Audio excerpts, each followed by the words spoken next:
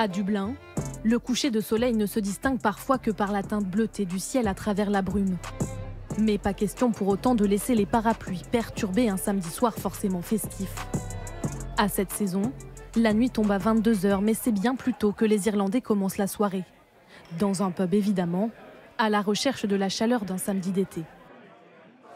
On débute vers 13 h. On va s'acheter des vêtements et on s'habille bien. Et ensuite, une Guinness. En commençant tôt, pas de mal de tête le lendemain. Le samedi soir ici, ça commence dès le jeudi et toute la journée du vendredi et ensuite c'est samedi. Je plaisante.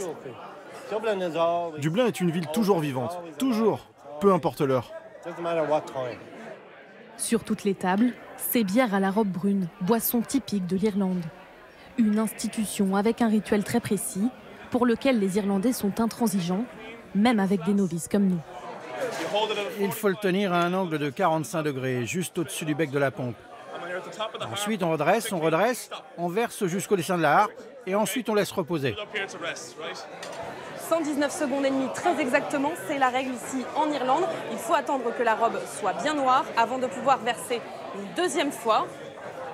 Encore, un tout petit peu au-dessus du bord du verre. Et atteindre la pinte parfaite. D'autres délaissent les pintes et la chaleur des pubs pour découvrir sportivement leur capitale, à la lueur mauve caractéristique des coups de 18 h 30. La harpe sur la façade symbolise l'Irlande. Un patrimoine que ses amies dublinoises connaissent, mais qu'elles ont décidé ce jour-là de prendre le temps d'apprécier sous un autre angle. J'avais vu des gens le faire. Maintenant, je me sens comme une touriste dans ma ville. C'est une activité qui change de l'ordinaire. On se sent près de la nature, on regarde les mouettes et à chaque fois c'est différent avec la météo changeante. Profitez aussi de l'acoustique des nombreux ponts emblématiques de la ville pour un début de soirée feutrée.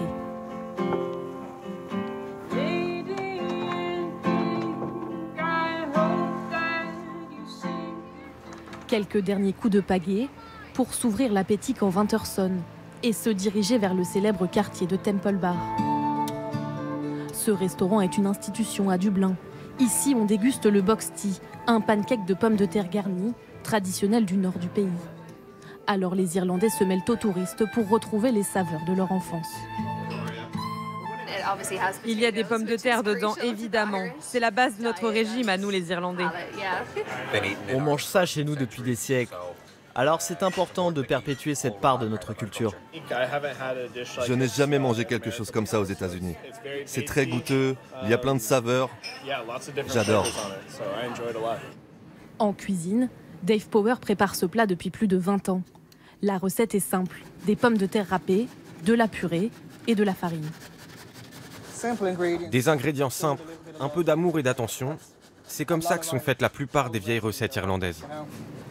Doré à la poêle et accompagné d'une garniture au bœuf salé irlandais, l'assurance d'un plat bien copieux. C'est sûr que c'est très nourrissant. Ce n'est pas quelque chose pour lequel on se dit « Oh, je vais en manger qu'un tout petit peu ». C'est fait pour se sentir bien rassasié. Et ensuite, on est prêt pour aller boire des pintes. Et quand la nuit finit par éclairer d'une autre ambiance les rues de Dublin, dans la plus pure tradition irlandaise, c'est de nouveau au pub que la soirée se poursuit, festive et contagieuse. Le samedi soir, c'est le soir où Dublin est le plus fidèle à sa réputation de capitale musicale. Dans chaque pub, des concerts, de la musique live et même des danses traditionnelles, comme ici. Le rythme effréné des danses celtiques et le son des instruments traditionnels, comme ce violon appelé le fiddle.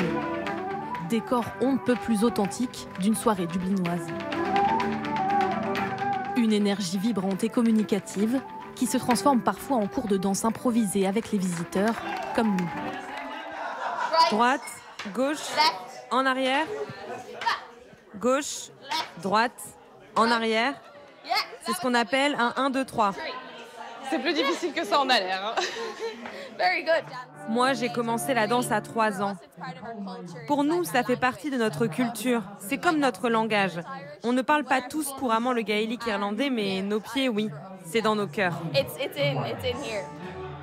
Des pas et des paroles que les Irlandais connaissent, reconnaissent et qui les rassemblent. Boire et faire de la musique, c'est ce pour quoi on vit. Ces chansons parlent d'amour, mais aussi de nos peines. On se retrouve tous dedans. On se lève et on danse, on chante ensemble, c'est génial. Vivante et accueillante, la capitale de l'île d'Émeraude dévoile toute l'étendue de ses richesses à la nuit tombée. Des soirées aussi flamboyantes que les couleurs qui chassent la bruine irlandaise au petit matin.